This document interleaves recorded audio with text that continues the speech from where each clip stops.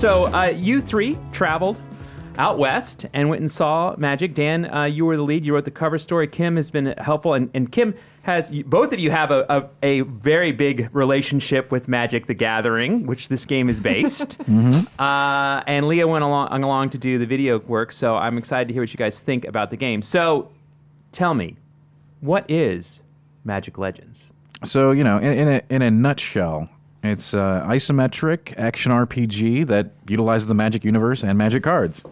So, you know, if you want to put it into a little box, it's Diablo meets Magic is an easy way to announce that. So it is an action game. It's not a card. You know, It's not a classic card cards. game. Yes, you are playing with Magic cards and Magic creatures and Magic spells, but it's in a very fast-paced action format. You're going through and wading through, like, you know, tons and tons of monsters at the same time. And it has some really cool things happening in behind the scenes, which we get into a lot in the cover. There's this AI entity called the Director, which I think is a really cool way to handle the tempo and flow of an action RPG. a lot like Left 4 Dead. In a way, this thing like basically watches what you're doing. Like, and if you're doing really well, it will put more punishing enemies in that drop better loot. Oh, cool. And if you're not doing so well, it kind of tones it down a little bit, based on and that's all going to change based on the difficulty that you're on. But it has like a threshold, so it's designed around like rising and falling action to create experiences for the player. They're going to be different every time. That's cool. Did you do multiple runs of the same area to kind of experience this? We did. We got to play. We got to play for a couple hours. Nice. Yeah. We got a lot of hands-on time. And you guys came back excited. Yeah. Yeah. Yeah, it's sometimes. By the way, just so people know, sometimes you come back and we're excited about the game. We're like, we didn't play it very much. We didn't see, we didn't get a chance to, do a lot of hands-on with it. We got one playthrough. We liked what we saw, but it wasn't much. But you guys came back generally, like, really excited with your time playing the game. I think we're definitely pretty positive with our experiences with it. Yeah, it's.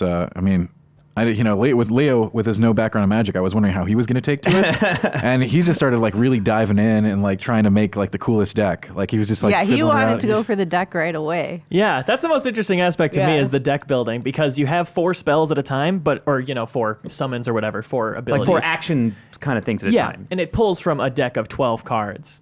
And so I was spending a lot of time in the menus trying to craft the perfect deck and like noticing, I'm sitting with these abilities I'm not using so much. I should switch those out. I feel like that mechanic is what got me interested in it. And that element got more interesting too as we started playing together, because we played solo and we played in a group. And in a group setting, like all your buffs and stuff, they hit other targets and other players. So like heals and and buffs and all that kind of stuff are way more interesting in a group setting. Yeah, because you do have like kind of white, like the different magic. So yeah, if you're familiar with the Magic schools, if you want to do a lot of direct damage, you're going to play red. If you want to do like necromancy, you're going to play black. If you want like angels and soldiers, you're going to play white. All those things are very much clear in the game. I mean, it's interesting how it's represented. It's nothing like playing Magic, right? Yes. Now you're still summoning zombies that are 2/2, but it's like, they're automated out there, and then you're doing tons of activities to back them up. One of my initial concerns with the game was that it's going to be every character is just a summoner from other ARPGs, right? Because this is Magic. Like you summon creatures, you buff them up, you do things with them, but because you have different skills on your character itself, including like a mobility skill and special actions, so you're constantly doing things in combat, even though your critters are out there doing stuff. You're not really just watching your creatures fight. You have to get in there and do things too. Action.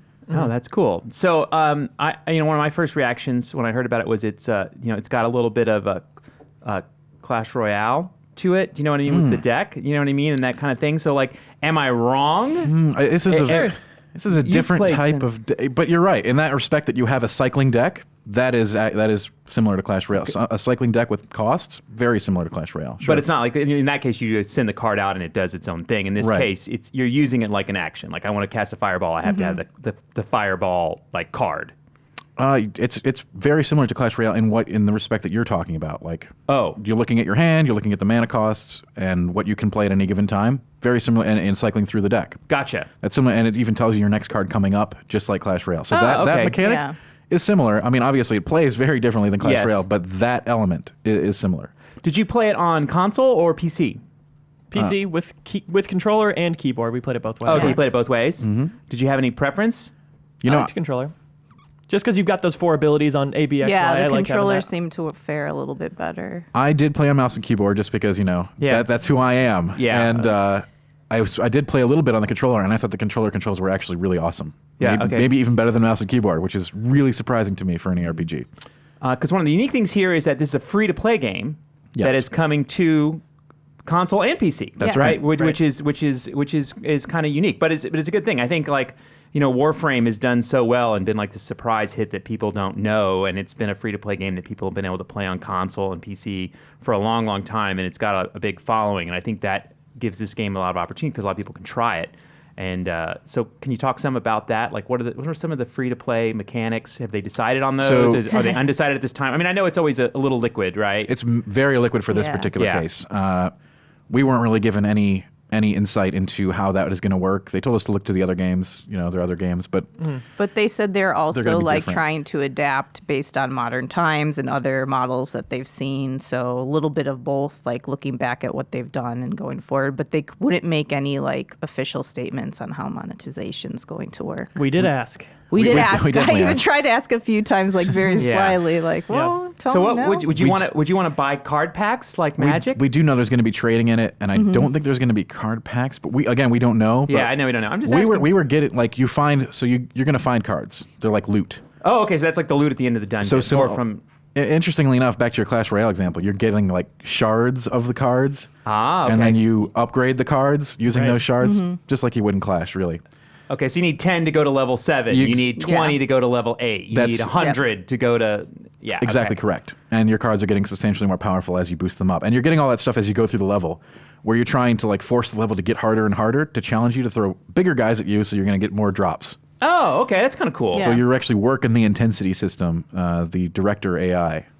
So pretty interesting. how do I choose my dungeons? Is there an overworld? Is there a city? Can you tell me something about Yeah, the sure. world So that I'm in? you've got town hubs, all right? Okay. Similar to a Destiny or many of the other instance-style MMOs where everybody's in the town and then you go out of the town and it's different. So you've got an open world, very large open world areas that you can hang out in and do like world events and world quests and stuff like that, and just Is it roam multiple around. players in there? Is it Yeah, up okay. to 3 in each instance. Oh, okay, all right. So they cool. don't want it to like be a packed house where everybody's just dogpiling on a bunch of goblins, but you will see other players in that, and if you want, you can team up with them and go do activities together. If you don't want to, you don't have to. Gotcha. And in that giant open world area is where you're going to find your instanced areas, which are your missions, like the more in, like a dungeon or something like that, and you can go into those and then queue up for those independently Gotcha. by yourself or with friends.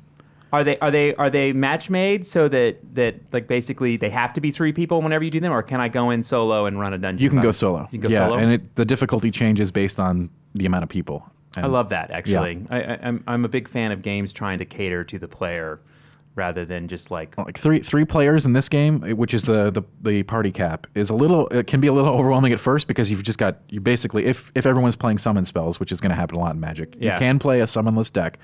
You've got a horde of things like on screen. Yeah, that's also Yeah. kind of cool to just see all these like summons walking around with you guys as you go. It's like they get so big. It too. really was fun Yeah. building like a massive army. Like when we got rolling and we had too Yeah. many summons to ever get killed again. it we were very just satisfying. destroying things, and it's really cool how buffing creatures is represented in the game because it just makes the unit bigger. So Oh, like okay. in Magic the card game, you put a giant growth on a creature. You can't really it's just numbers. Yeah, yeah. But you can actually just make these giant stacked Yeah. creatures that take up a bunch of screen real estate. It's just hilarious to watch them like eat things. I mean, that's one of the things about the Witch Doctor in Diablo 3 was just creating this like crazy horde and just running things over was really like the charm of it. So I definitely can picture that in my head. And I think that's the thing that a lot of ARPGs are struggling with is the role of the summoner. Yeah. And that is because, like the Witch Doctor, and some of the builds in Path of Exile, it's like they don't want you to just sit there and have your minions kill everything. They want you to be active at the same time. So that's basically been a challenge for this entire game, is to be like, all right, probably a ton of people, like the vast majority of people are going to play with creatures. So how do we make it so they still have an active role while their creatures are around smashing everything? And that's what, from what we played, they've accomplished that, because you've Yeah. got to be very active outside of your creatures as well. And now is that to say because you're active like dodging things that are coming after you? Is it a movement based or is So it? you're both dodging and you're also using your inherent class abilities, which aren't really classes, they're more loadouts, right? Like Gotcha. you can build a planeswalker and then be like, all right, so I've got this PBAOE blast that I want to like sort of gather up enemies around and smash them with it, or like a stun, or just your regular attack, which is either going to be a ranged or a melee attack based on your loadout.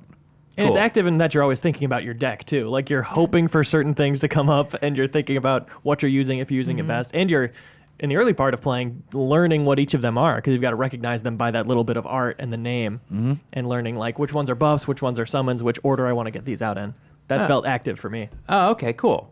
And they've done a really good job at translating like magic abilities and magic other things into the game. Like there are enchantments, but an enchantment in Magic, you play it and it stays out and it just does a thing. Yeah. In this game, they last like a minute, and they do things while they're active, like a timed buff. Like I play one, and every time everything's really visual. Yeah. very much so. Like they in the demo we played, they did a great job like representing big spells and big creatures in a big way on the screen.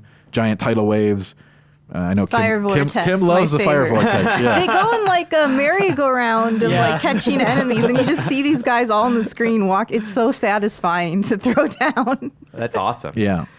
So as a Magic player, did it itch a scratch that you wanted, or that you didn't know you needed, or what? How does it appeal to the Magic player? Well, first off, I want to see a lot more cards and stuff. Okay, yeah, we gotcha. played a limited pool in limited areas. We did get a lot of play in those areas and a lot of play with those cards, but I want to see where it goes after that.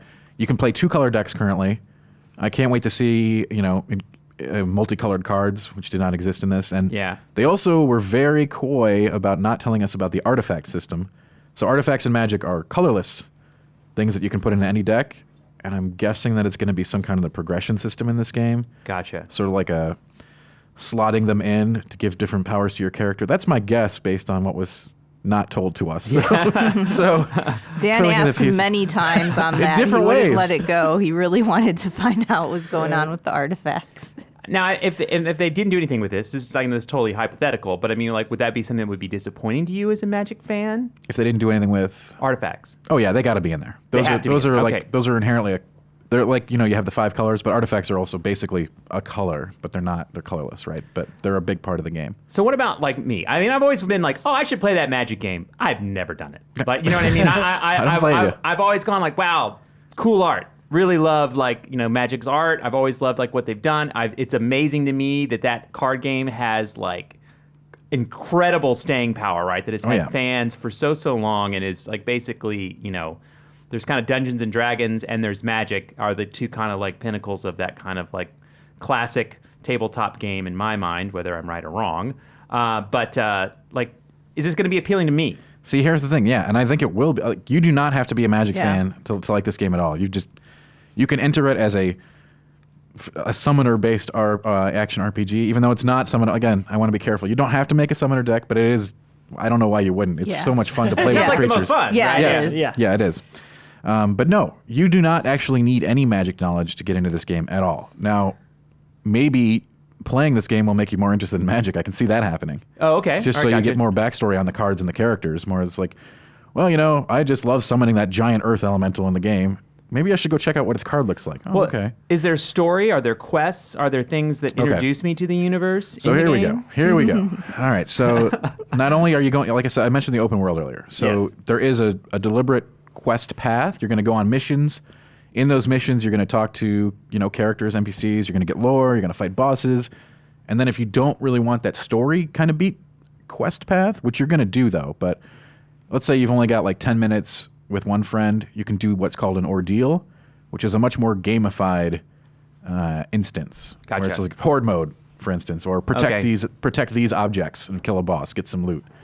Instead of doing one of those giant chain missions where it's like, okay, we're going to go from the forest into the swamp. We're going to see a bunch of NPCs that got slaughtered, and the zombies are taking over. So we're gonna go past these decrepit camps. Oh, it's getting much more scary. We're gonna go in the haunted mansion now, fight some boss, get some loot, and that's all within the story beats. Okay, gotcha. So you can kind of tailor like, I just want to get a quick session in, get out. Exactly. Kim, Yes.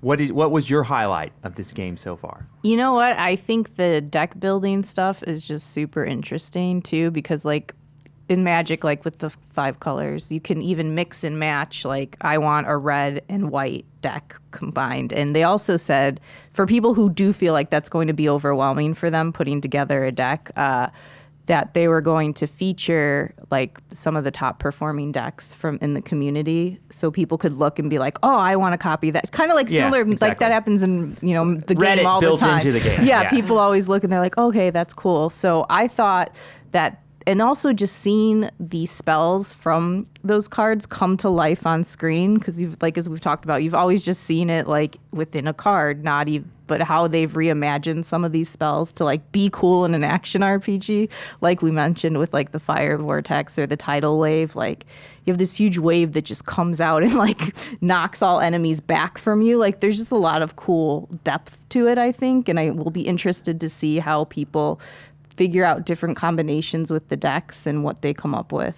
So as an RPG fan, which is like, you always want story, you want that development of like the world. Did you feel like it satisfied that itch, or you felt like just because it was like you were fine leaning into it as an action RPG? I was leaning into it as like more of an action RPG, Gotcha. pure like gameplay. Like I said, I really like games that require strategy and force me to kind of think of like what is the best way to approach things. And so I like that with the deck, that I can go into it being like, I've prepared for this, or like this deck's going to help heal my party, and I'm also going to have some really in-your-face attacks too, because I want the combinations and stuff. So that stuff is just really appealing to me, because I like to mess around with different, outcomes with that. Awesome. So when you guys played all together, Leo, who carried who?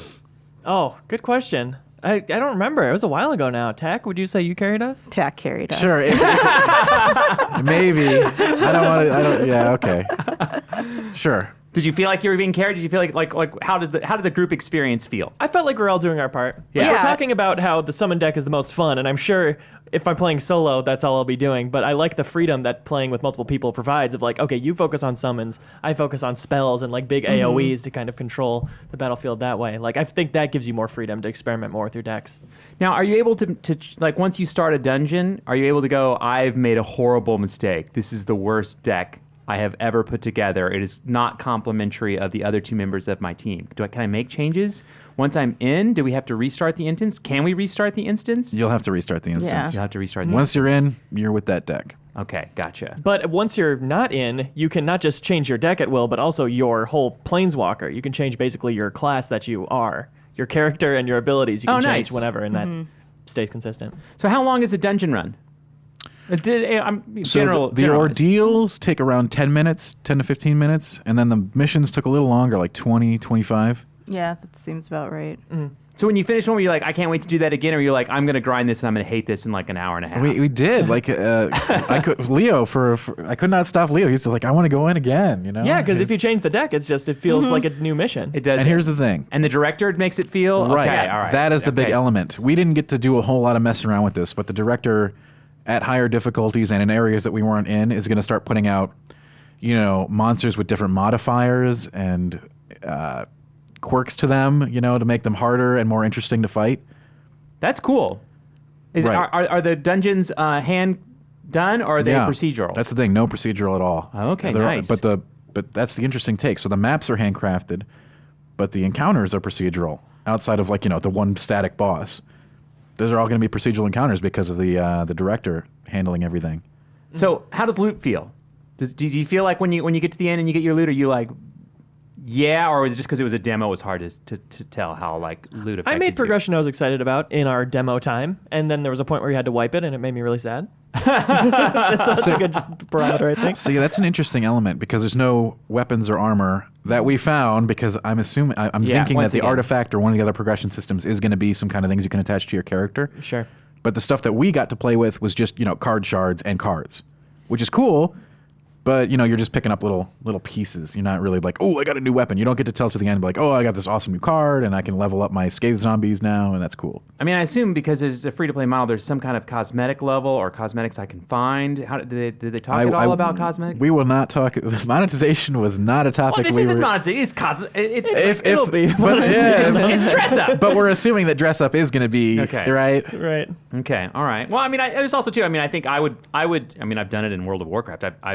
I've ground dungeons to just get, an Xmog, right? You know what I mean? Like, it doesn't have to be something you pay for. Usually, they find a way to have ones that you can get in game and ones that you can pay for. Right. I certainly always hope so. I think, Yeah. that's a overlooked, fun method of progression that I always enjoy. Yeah. That was an interesting element that we talked about with the team was that they make these other great dungeons in their other games, like Neverwinter or something, and people just go through them once and they forget it. That's it. Yeah. So here they're like, well, we're already making all these. There's amazing maps for people. let's use the director system to sort of make them different every time and more interesting. Yeah, no, I think that definitely. I mean, there's something to be said for static dungeons, but they do grow stale, right? They do. And I think that's been something a lot of MMOs and other kind of like action games have struggled with over time. But did you feel the director? Did it feel natural when it was making changes, or did it feel like a heavy hand? It felt natural. Yeah, Like there was a point where there were just hundreds of enemies on screen. It was like when we were really mopping up, and then Yeah. suddenly I was running ahead to an objective because we were late for it. It was Yeah, timed, yeah. and it was like I was running past hundreds of enemies that are like way more than you'd see if you weren't doing especially good. I love that you're doing the like end of a D&D campaign run through all the things to get Yeah. get the jewel. Yeah, the first thing I did was try to break the system, right? Like, Yeah, that's it's good. so just wouldn't fight anything, just run from objective to objective and see how the director reacts. And he's like, okay, we're going to stop this guy. Oh, that's You know? cool. Yeah. Yeah, because running past all those enemies feels viable, and then they start to catch up with Yeah, you, and right. it goes bad. Are there any difficulty selections from you? Can you is there a slider to give me like? So on top of the director already working, you've got 3 different difficulty modes with varying rewards. We only got to play on normal, but I'm sure that the other difficulty modes offer new and exciting experiences and rewards. Yeah. One concern I have is that they've said that you really lose nothing for dying at this point. You kind of just spawn back in, all the enemies you killed are dead, and you can just go from there where you were in that objective. And I hope on a harder difficulty that they'll change that, because I'd like to. It is very active, but if you're not being punished for dying at all, then like how active do you really need to be? That's my one concern at this Okay, point. gotcha. But and you were saying it was timed. So is every dungeon timed? So would that be a time penalty? Not all of them. But, Okay, just like some one? objectives are like quick cleanse this relic before the Yeah, time you runs only out. have so we much faced. time. I think we only had a timer situation in the ordeal. Oh, yeah, that might in have the been that. ordeal. Was the, it just the little the mini ordeal? missions? I think Gotcha. so. Yeah. Right, definitely not everything. So would you find yourself spending time in the overworld or the dungeons? Where would you think you'd spend your time playing this game? We didn't get to play in the overworld. We just got to see the overworld, and it looked really okay. cool. Like it's got like world events where you're like, Okay, nice. you're Like- walking around. You're like, oh, what is this weird goblin ritual happening? Oh, just join this with these 2 other guys that are here, because it's on the way to this dungeon that I was trying to find. And there's like all kinds of crazy stuff out there, and it's giant. It's very big. That sounds so cool to me, but I'm also like slightly concerned, at least from my perspective, of like if there's only 3 people in this giant world, it feels like there should be more people in this giant world. Yeah, I don't know how that's handled, but it's 3 to an instance of the world, because again, they don't want people like just making a mass of 9 to 10 summoners and just blowing through purple or like a color. That's what the director's there for. Apparently the director has limits. I don't know. Yeah, because I love limits on like dungeons. I totally get that, like when you're inside. But Right. I always like that what you find in an open world or whatever. The other thing too is that like PvP. You've got this open world. You've got this battle action system. What do we got in regards to that? And let me guess, no comment. So there is PvP. Yeah. We played it. I'll let. I was expecting. I've been talking a lot, so I'll let one of the others talk about it. But yes, we played the PvP. It's 1v1 so far, and someone will tell you about it. Yeah, it felt very competitive, and it did, feel like you were trying to get your summons going, at least with the decks we were playing with. Yeah. It was like, one of us stays alive long enough to get 4 creatures out there, and then you start bowling over the opponent. They have to work really hard and let their mana recharge to start to come back from that. There ended up being a lot of like ring around the rosy of like trying to just make time while I accrue mana to come back here, but it felt tense. Like there were some good comebacks, and it was Yeah, an you were exciting trying to thing. make a play, right? You were trying to set up the cards to make a play, essentially, right? Yeah. Yeah, Who yeah. won the most? Tack won the most. Didn't Tack I play won a couple against times. the creative director? Yeah. Pro gamer over here. Yeah. He didn't have a chance. Wow. Well, Tack is a really good game. Right? I will give him that.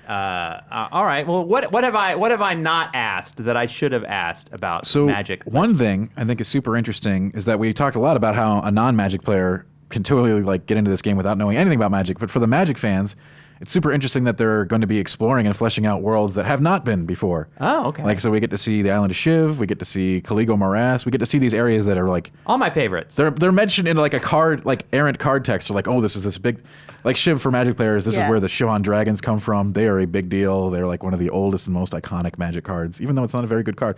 But it's just like, whoa, the big dragon thing, right? And of course, it's on that island. You can fight them. And I don't know if you're going to be able to play with them, but we'll see. And it's interesting that they're basically gonna be creating things that will go into the Magic universe the other way around.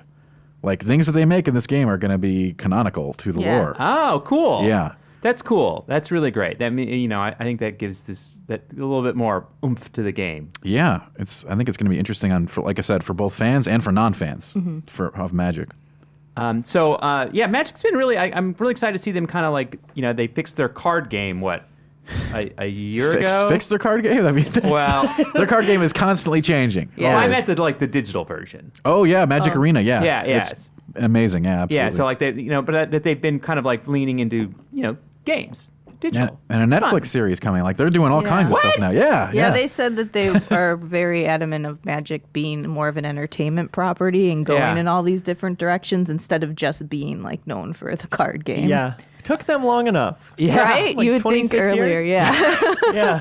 Well, that's exciting, especially the Witcher TV show certainly Exactly. Yeah. worked for Witcher fans. I'm sure. I mean, I gotta tell you, like I said, I like the Magic universe. I just was always like, I don't want to collect a bunch of cards and play, tabletop card games. So this is really interesting to Yeah. me as a way to finally become a part of this world and so when you mention these places, I don't roll my eyes and Right. go whatever. But you Dragon will. Hand. You assuming Yeah. the Netflix series Yeah. is good, and I'm always worried when a giant IP gets a Netflix series. But more often than not, they're good. Yeah. There's always some ones that aren't. But yeah, I'm super excited about that too, and it will inevitably bring a lot more people into the game. Yeah. It's a good entry point for them to have.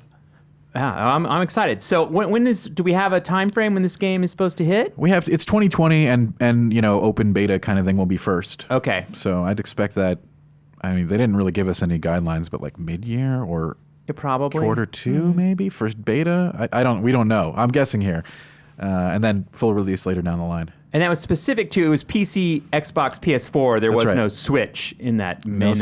unfortunately, right? no Just to- Switch. And we have to assume that if there's new consoles out later this year, which everyone has announced, that there's probably some kind of Yeah. version that will get to a new console, though that's not official, but we're making the assumptions along those lines. That's a safe assumption. I think that's a pretty safe assumption. And so this is really exciting. So we have the cover is out, should be getting out to subscribers. The print version should be in about a week from this Thursday, so like middle of the month. Digital will be out by the time you hear this podcast, so you can check it out digitally. Because we've got like what, 12 pages, 14? We got a whole lot of pages got a full whole lot of of pages. information. One of the And- coolest things we got to do there, which I'm not going to spoil on this podcast, is we got to make our own character for the game and spell too. Yeah. Ooh, And yeah, that was fun. that's very cool. And also, you guys have more coverage coming to GameInformer.com the rest of this month, right? That's right. Our first new gameplay today is up now on GameInformer.com and YouTube.com/GameInformer. Oh, nice. So we Yeah. got some play up there, so you can go watch it. Hopefully that someone ran some gameplay over while we were talking about this. Yeah, I think Someone, I think please. if you are at all curious about this conversation, check out some gameplay. A lot of things will make sense that are harder to convey with words. Yeah. So we've had this weird thing where like all of a sudden there's like a bunch of games that are kind of Diablo-like, right? Like it's just been like this weird out of the blue run, like that's just kind of happened, right? Do you think this is a standout?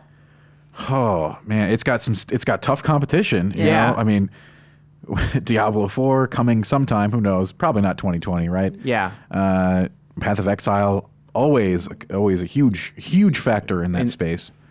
And it's just like there's no shortage of ARPGs to pick, right? Yeah. I think this one it did feel different in many regards due to the whole deck system and the magic systems interacting with it. So I'm very curious to see how it fares. I mean, I'm definitely interested. Yeah. You're excited about it. I mean, there's a lot to learn. Right. But it does feel different enough Yeah. that it's complementary to the space. God, that's the thing. I don't know. Is the ARPG space like the MOBA space where it's just like I play League, I play Dota, and that's it? You know, there's Yeah, no you don't- others. you don't travel out. I think people in ARPGs are more willing to dabble, but I think they also go back to their main if they're not immediately enticed by the other. I mean, that's just been my experience with it. Yeah, but I mean, there's been a lot. I mean, there's always been like the huge MMOs, but there's been other MMOs that live in the space. Do you know what I mean? Like, I feel like, I don't know, more often than not, I feel like there's not enough of those games out there. To go on the other end, it's one of those things I'm like, I always enjoy these like isometric, point and click, or especially like on controller, I like the way they feel on controller as well. Like, these are all really fun. why do we have to wait 20,000 years between each one we get or something new in that space? So, I mean, I'm kind of excited to see more players in this space, actually. I think between the Magic IP and the ease, like I said, from our experience, I can't speak for the others, but on the controller, it was super conducive to playing on a console. Yeah. And that's a tricky thing to accomplish for ARPGs, although both Path and Diablo have done great jobs. But it feels really natural on the controller. Yeah. Yeah, that's just that 4 layout, you know? It's Yeah, just like, hey, it worked it's very really easy. well. very, very cool. Well, thank you guys for coming on and talking about Magic. I'm excited about it. So Magic Legends from Cryptic Studios. The segment you just watched and hopefully enjoyed was taken from the Game Informer Show, brought to you by the editors behind Game Informer magazine.